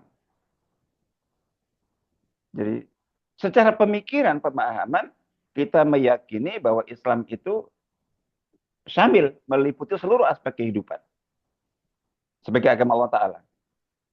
Dan kita berjuang menuju ke sana. Yang jadi masalah kemudian itu adalah bahwa itu juga dipaksakan dalam konteks implementasi. Jadi untuk Islam itu bisa betul-betul diterapkan secara syamil, itu perangkatnya banyak. Tapi kemudian dia itu tadi, dalam kondisi yang memang tidak memungkinkan Islam itu secara dipraktekkan syamil, seseorang, satu kelompok mengklaim bahwa kami representasi Islam syamil. Nggak mungkin. Jadi itu pasti akan bahaya. Jadi ini pemaksaan itu. Jadi yang perlu kita pahami itu tentang syumuliyatul Islam, itu adalah syumuliyatul fikrah wal faham. Yang syamil itu pemahamannya, pemikirannya. Tapi juz'i atau tatbik, implementasi praktek dalam kehidupan dan dalam realita, itu harus juz'i atau takhassusi. Parsial, maksudnya kita mengambil space yang sesuai dengan kapasitas kita, kemampuan kita. Real itu. Jadi, karena memang kita itu terbatas gitu, soal gitu. Nah ini yang sering. Jadi meskipun ini bukan hanya secara personal ya, tapi bahkan untuk kelompok jamaah sebesar apapun gitu. Kalau hanya sifatnya swasta itu pasti juz'i yang bisa digarap. Jadi sebuah organisasi swasta merasa besar terus kemudian mengklaim bahwa kami menerapkan Islam syamil. Itu pasti ujungnya itu segala bentuk ekstremitas. Itu pasti. Terus kemudian ini ya pola pikir dan orientasi penghakiman. Al-ittijah al-qadha'i. Kita biasa mengatakan nahnu du'at walasna qudhat. Kita ini pendakwah yang ngajak bukan hakim. Itu di mulut. Prakteknya tiap hari menghakimi orang. Pemikirannya seolah-olah mau membagi. Dakwah itu mau membagi. Membagi kartu merah. Ini sesat, ini bid'ah, ini pengkhianat, ini musyrik, ini kafir. Orientasi penghakiman itu pola pikir yang ya sudah pasti akan ada kekerasan. Tadi fenomena Islamofobia sudah disinggung oleh Dr. Arif, kemudian reaksi yang ada dari kalangan ini. Terus ghiyabul marja'iyah, saya kira kita udah tahu bahwa jadi dha'fu atau talashi dauril ulama, jadi lemah dan hilangnya peran ulama rujukan. Jadi ya di tengah kondisi yang ada memang kita bisa maklumi. Lalu kemudian ini di antara faktor penyebab ekstremitas itu adalah di kalangan kaum pergerakan yang memunculkan berbagai kelompok istijal.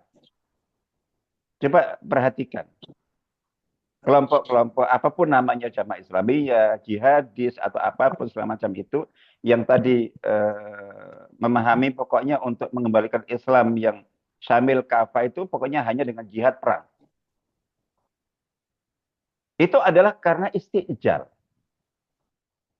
Nah, mengapa ada istijal?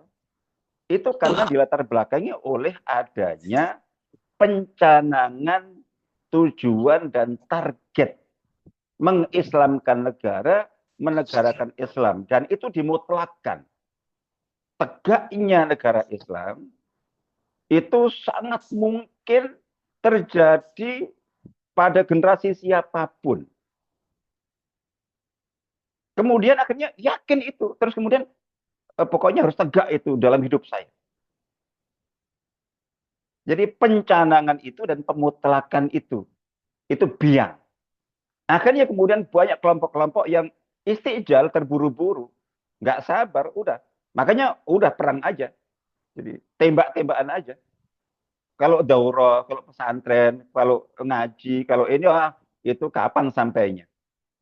Itu karena itu apa? Karena udah pokoknya Islam mutlak harus memimpin dan itu harus di dalam kehidupan saya selama masih hidup atau oleh jamaah saya, oleh kelompok saya.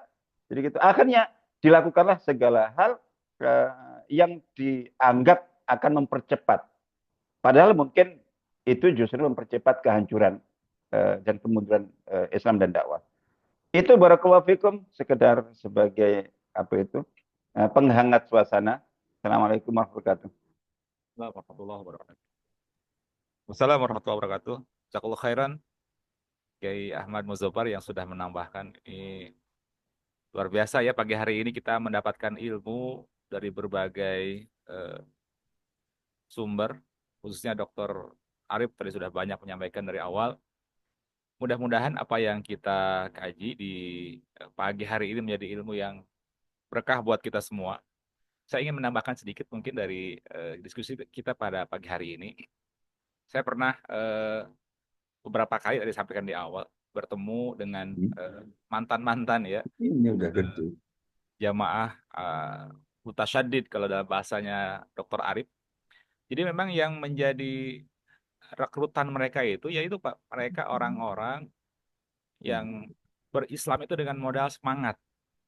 Ya, kemudian kurangnya literasi dan juga pemahaman-pemahaman agama yang mungkin sangat parsial sekali. Jadi mereka menganggap bahwa keberislaman mereka lah yang paling baik, ya, yang paling benar dibandingkan Islamnya orang lain. Nah, ini pemahaman-pemahaman ini yang kemudian menjadikan tumbuh suburnya ya pemahaman pada gerakan-gerakan ekstremis ya di negara kita. Baik, teman-teman hadirin sekalian yang mati Allah, kalau apa masih ada Dokter Ustaz Jazil? Oke, baik, terima kasih. Masya Allah. Ada dokter ini Ustadz saya nih, guru saya Ustadz Muzaffar. Terima kasih nih. Bisa silaturahim anak. Masya Allah. Kalau ada Barakallahu Ustadz, fikum, Dokter. Insya Allah ketemu Ustadz dalam waktu Insya Allah, dekat. insya Insya Allah. Allah. Apaan? Iya, Apaan? baik. Oke, Barakallahu baik. fikum. Ana sedikit aja ini, Masya Allah, saya setuju sekali dengan apa yang disampaikan oleh guru kita, Masya Allah.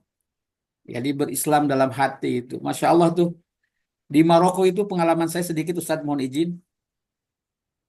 Kami kebetulan suka aktif juga di masyarakat, termasuk dengan teman-teman partai. Di sana seperti di kita juga ada kelompok yang Ittijah Islami, ada Ittijah Ilmani, ada Ittijah Suyu'i di Maroko itu. Tetapi ketika azan, Allahu Akbar, semuanya pada sholat. Unik nih. Iya, mungkin yang PDIP yang duluan sholat gitu. Tapi Ittijah Siyasinya Suyu'i Ilmani. Ketika Allahu Akbar, semuanya sholat. Ini sekedar itu mungkin Islamnya dalam hati gitu kan. Adapun pandangan politiknya mungkin bisa berbeda. Terakhir ini saya ingin mengutip sebuah hadis dan dalam kondisi kekinian sangat penting sekali.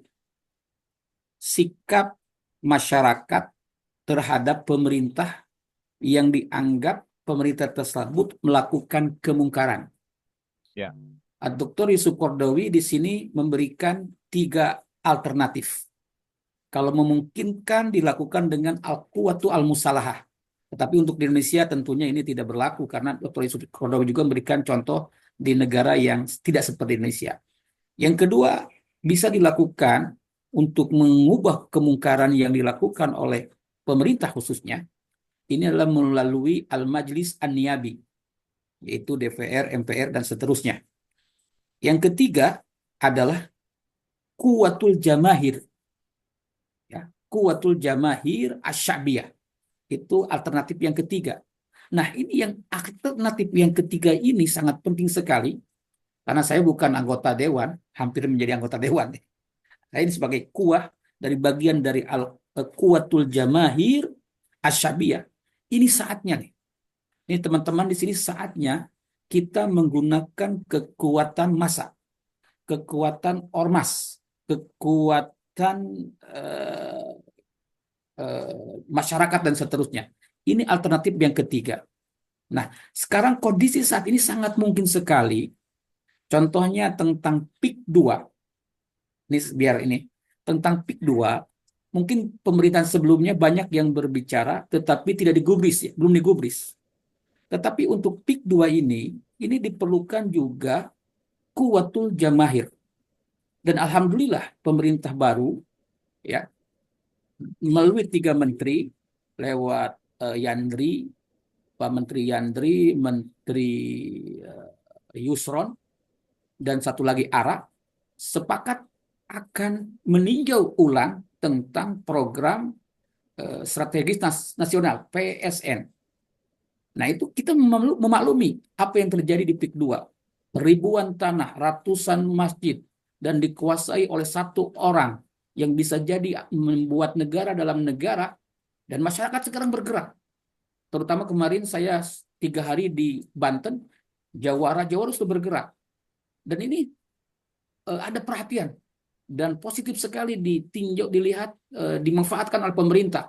Kalau masyarakatnya bergerak, bisa jadi program ini yang tidak sesuai dengan kepentingan nasional, menurut saya nih, ini harus dari kekuatan masyarakat ini, dan pemerintah sudah menjawabnya dengan baik. Tentunya harus ada masukan lagi dari kita.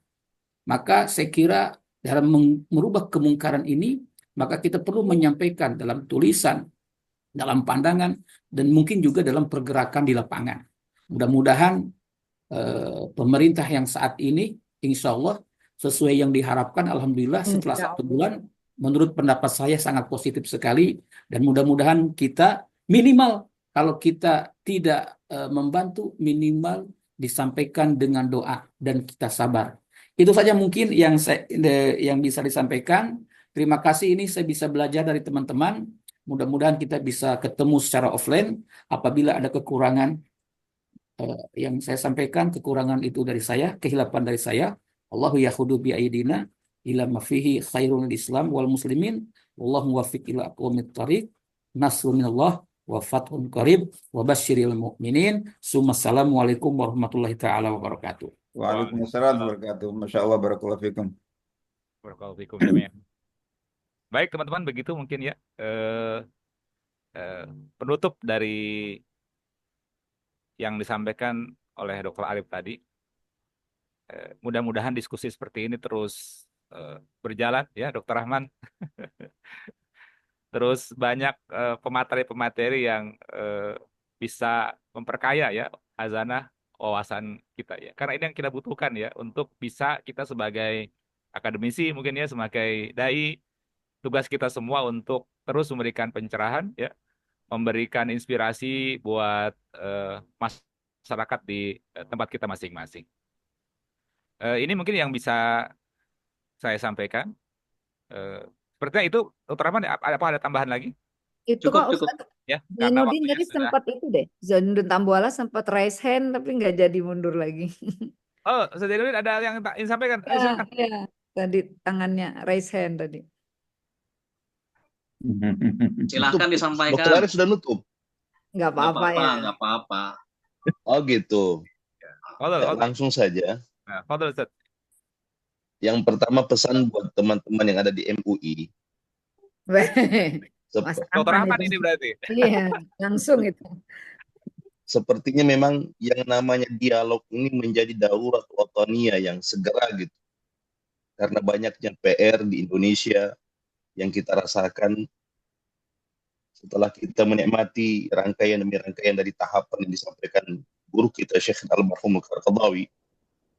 Lalu banyak kekurangan kita dalam berdakwah dan bahkan ini perlu segera untuk mendialogkan menjadi frame baru. Mungkin bukan baru sih, hanya saja kegelisahan kita ini dalam rangka membantu pihak-pihak yang berkompeten misalnya untuk segera mencari formasi baru dalam hal keindonesiaan ini. Ya. Kita di Indonesia yang begitu luas, beragam karakter. Saya misalnya orang Sulawesi, orang Jawa, kan beragam. Dari sisi itu jauh luar biasa keragaman. Nah, mempertemukan ini, dialog itu betul-betul menjadi kebutuhan secara nasional yang bisa dalam rentang waktu Prabowo ini kan perlu ini 5 tahun, mungkin 10 tahun ke depan gitu. Sehingga kegelisahan ini bisa mendapatkan kanalnya yang menurut saya darurah wataniyah gitu. Ya. Sekaligus di saat yang sama tentunya kan darurat syariah tentunya. Saya pesan itu saja. Mungkin dalam frame saya dari jauh dari daerah ini, mungkin MUI barangkali yang tepat menyuarakan ini. Saya nggak tahu kalau yang lain. Kalaupun ada partai ya partai seperti partai Islam lah. Saya kira itu saja buat yang lain. Yang terakhir saya hanya mengomentari bahwasanya di kita misalnya Indonesia kan ada yang namanya Nusantara atau Islam Nusantara. Saya kira bukan hal yang sesuatu yang mungkin kita boleh dikatakan ada orang yang berpikiran ini Islam Nusantara harus ditolak mentah-mentah. Saya kira juga tidak begitu. Ada mungkin hal-hal yang positif di mereka yang perlu kita ambil. Itu yang saya pikir dialog ini perlu gitu. Yang tidak boleh berhenti sampai kita puas. Tapi kita perlu mendialogkan terus-menerus apa yang kita inginkan. Saya kira itu saja. Terima kasih. Al-hikmatu dhalatul mu'min anna wajadaha fahu ahaqqu biha. Itu saja barangkali. Terima kasih dari timur, dari Palu. Assalamualaikum warahmatullahi wabarakatuh. Waalaikumsalam warahmatullahi wabarakatuh. Baik, terima kasih Ustaz Zainuddin. Insya Allah ya, ini sudah langsung dicatat oleh Dr. Rahman ya untuk disampaikan ke MUI nanti Insya Allah. Baik, karena waktu juga ya yang mengakhiri pertemuan kita. Mudah-mudahan nanti kita bisa dipertemuan kembali oleh Allah Subhanahu Wa Taala dalam saluran yang sama ya. Diskusi yang sangat menarik, yang begitu memperkaya ya hazanah pemikiran kita. Itu mungkin saya kurang lebihnya mengucapkan mohon maaf ya atas segala hilap dan juga kekurangannya. Hadana'alaikum ajmain. Assalamualaikum warahmatullahi wabarakatuh. Waalaikumsalam Waalaikumsalam warahmatullahi wabarakatuh. Warahmatullahi wabarakatuh. Barakallahu fikum. Dr. Hasanah. Jazakallah. Barakallahu fikum. Insyaallah. Amin mansur. Jazakumullah khairal jazak. Wa yakum. Barakallahu fikum. Assalamualaikum jami'an khair insyaallah. Buat semuanya. Khair insyaallah. Assalamualaikum. Tumtum. Assalamualaikum warahmatullahi Warahmatullahi wabarakatuh.